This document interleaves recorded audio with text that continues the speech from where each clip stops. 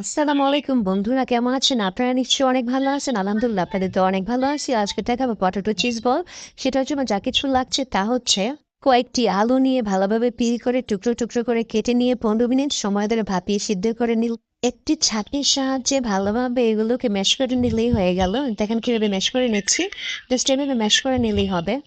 এতে একে একে দিয়ে দেবো 1/4 চা চামচ কালো গোলমরিচের গুঁড়া, হাফ চামচ পরিমাণ লবণ, 70 গ্রাম পরিমাণ দিতে হবে ময়দা, 70 গ্রাম দিতে হবে কর্নফ্লাওয়ার।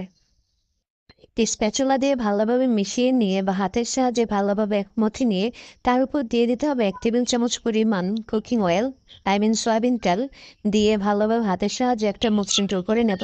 এবার একটি চালনিতে 30 গ্রাম ময়দা, 30 গ্রাম কর্নফ্লাওয়ার দিয়ে ভালোভাবে ছেঁকে নেব। 1/4 চা চামচ কালো গোলমরিচের করে, হাফ চামচ লবণ, চামচ বেকিং পাউডার, একটা ডিম, 30 গ্রাম পানি দিয়ে